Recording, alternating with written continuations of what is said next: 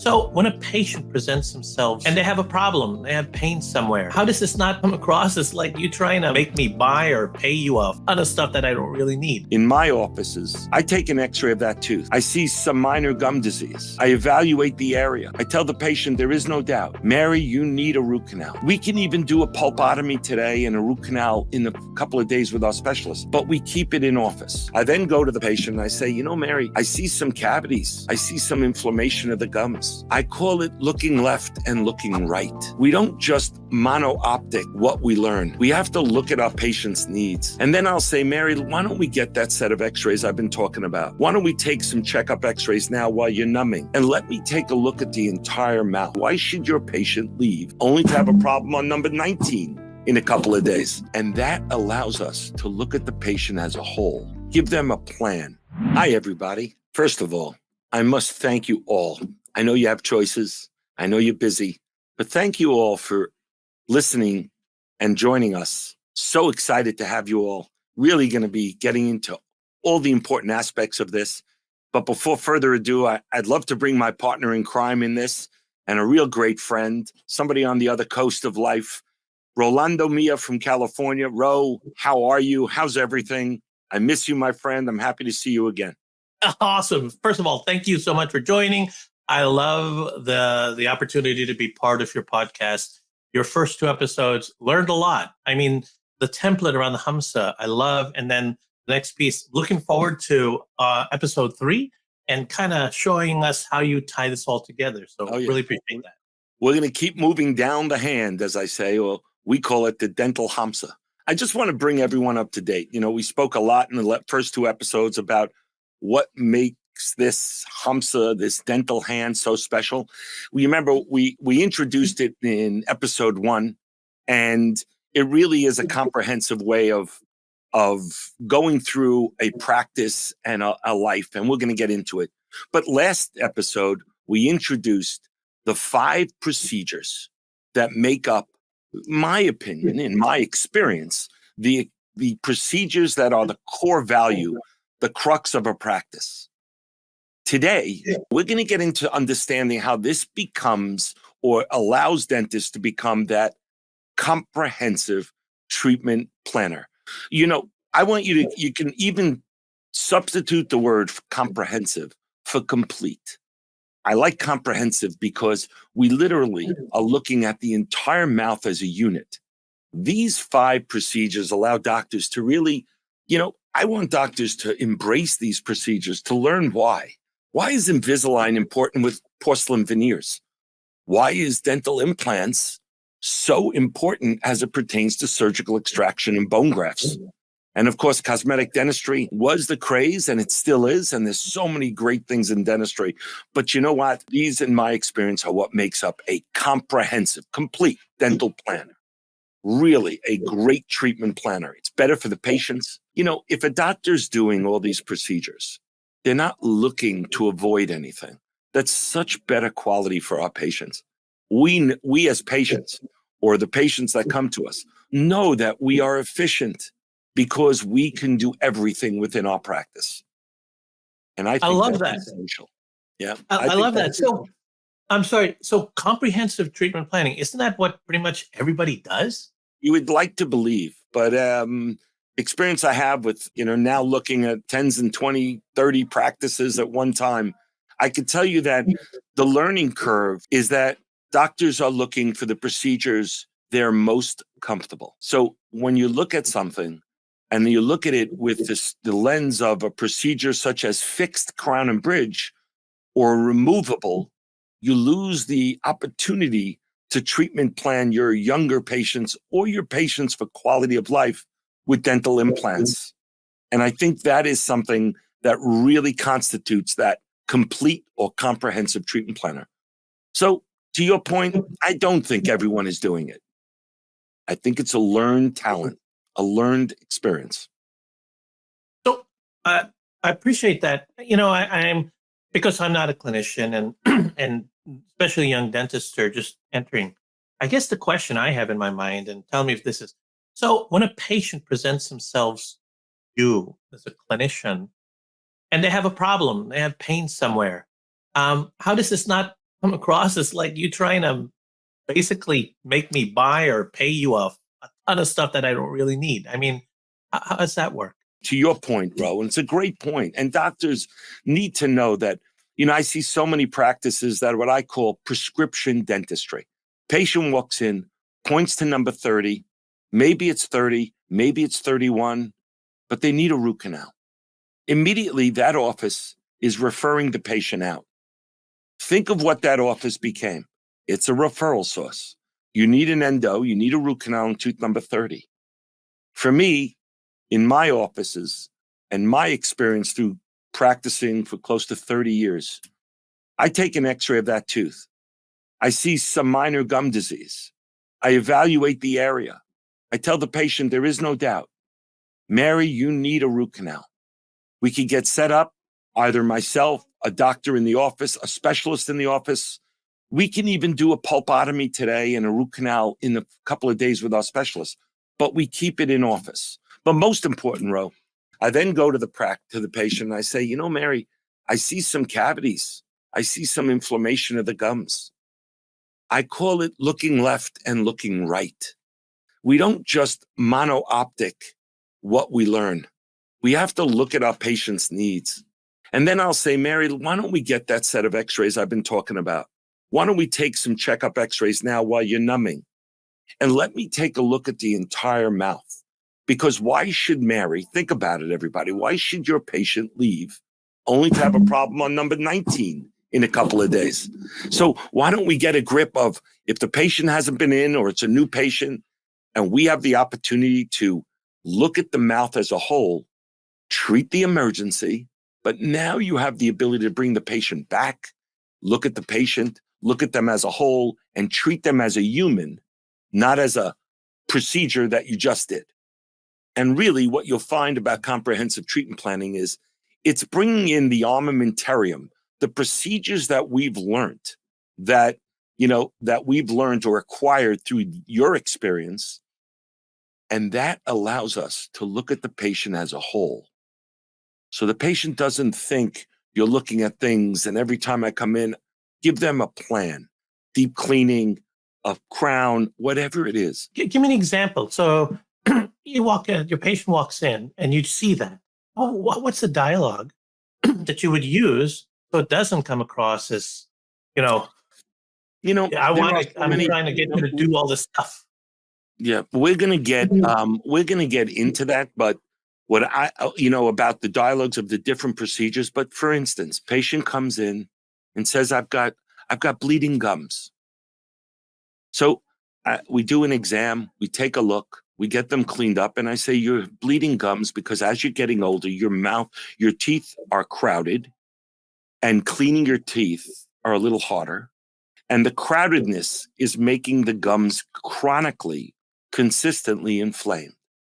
We could do gum treatments every 12 to 18 months, or maybe we should look at Invisalign or clear aligners to straighten the crowded teeth, then give you one deep cleaning and then maintain it through flossing and brushing at home. So instead of the mouth being crowded, we're going to move the teeth where they're aligned. It's going to be easy to floss, easy to brush, and easy to maintain. So just by having something like a line or clear aligners in our office, we could treat things like gum disease, gingival recession. So each procedure of this Hamsa, of this hand, has the ability to expound on patients that are coming in for something they never realized could be the problem. It's quite interesting if you think about all the different ways a dentist treatment plans our patients. And by doing that, we have the ability, I always say, it's a funny thing in dentistry, we're so blessed. And that is, the better we are, the more dental standards we give to our patients and create excellence in their mouth, the more production it is, the more profit it is, the better we are as clinicians, the better we are as a practice, and the happier, most important, the happier and the more love we get from our patients. And that's what that's about. I love that, the context. Quick question. How does a clinician start?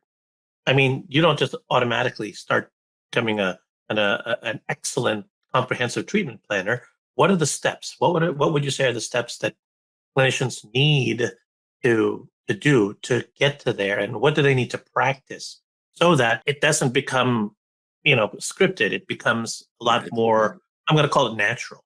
Yeah, it's a great question. I think that, you know, compassion. We don't rehearse these things, Rolando. We talk these things. And when you ask me that, I think the compassion we have for our patients in learning these procedures and delivering them to our world.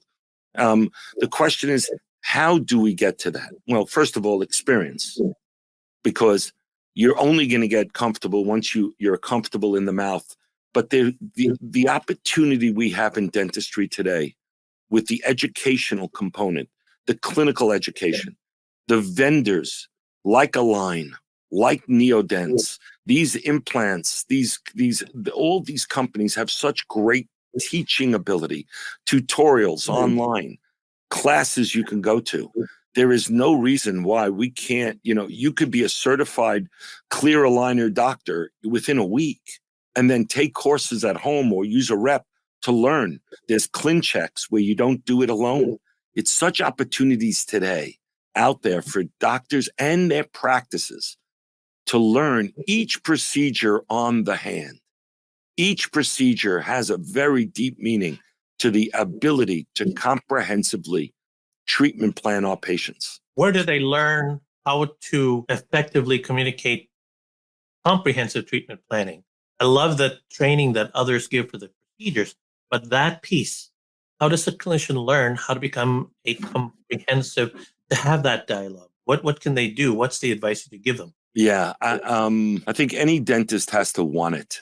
The opportunity is they have to seek it in their area of the world to see where they can get this education. Personally, I see from the groups that have become bigger in the profession, they're starting to offer it to their doctors. And I think that the companies are offering it to general dentists on a whole very often now. So that's opportunistic. But you ask a very good question, and that is, how do dentists get educated? And that is by wanting to get educated.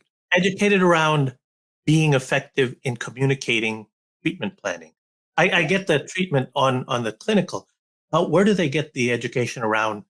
I'm not good at providing that dialogue you just said, treating multiple things. Where can I find that? If it's one answer, I had a gentleman who I worked for when I first got out of dental school, and he said, "Marc, you're a guy, you want to have a practice like 10 years out." I said, "I do."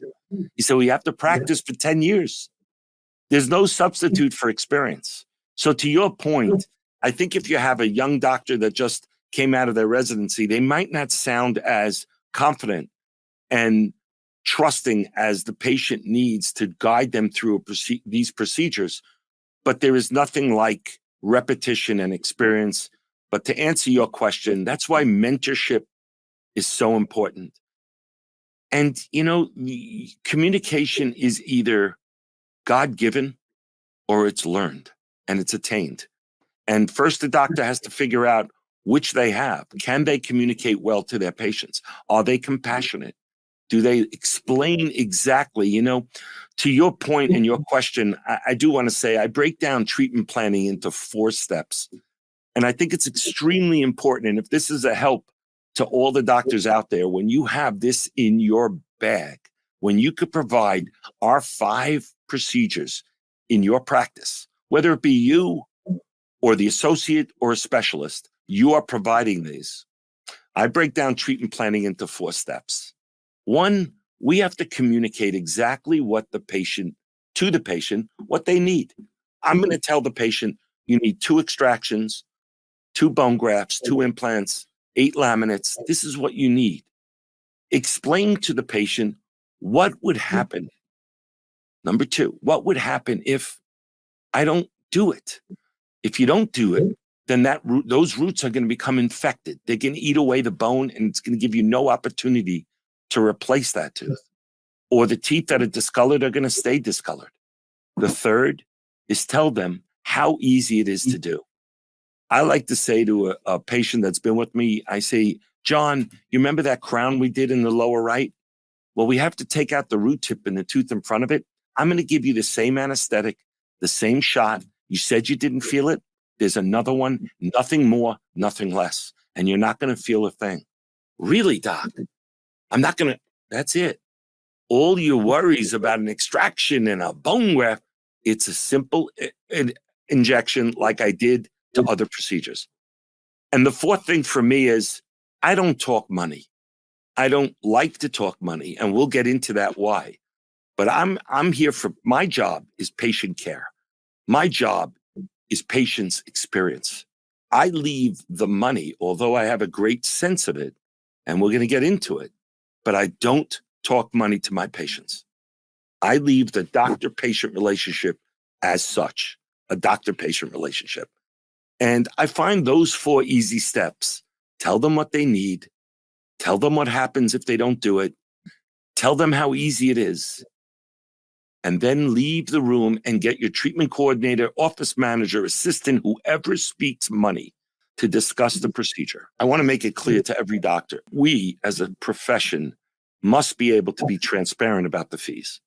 So the 4th step is more important than I'm leading. And I want to emphasize that it's very important to have somebody that's going to be helpful, really caring, and really firm on what we need as an office, because getting paid is going to be stuff we talk about in the coming episodes, but that is going to allow us to grow our business. So all 4 steps are very important. But I don't want to run on, but I do want to say that's sort of a guide that I use for younger dentists to communicate and give them the boundaries on how to start. A wise person also told me that every patient wants to know a little bit about ourselves. So doctors, we're going to develop why these 5 procedures come and belong in comprehensive treatment planning, meaning put it all together. See the total mosaic when we're discussing treatment planning. Clear aligners, root canal therapy, crown and bridge cosmetics, extraction bone grafts, and implant placement creates a wonderful way to treat and plan and treat our patients. In the coming episode, we're going to discuss not only how important these are, and like I said, these procedures, I should be specific in saying, but how is it tied in financially? How does it make us, we're going to get into the meat in the next session. We're going to talk about how we bring it all together, how valuable it is, and how valuable it is to our practices. So I look so forward, and I want to thank you all again. This is exciting.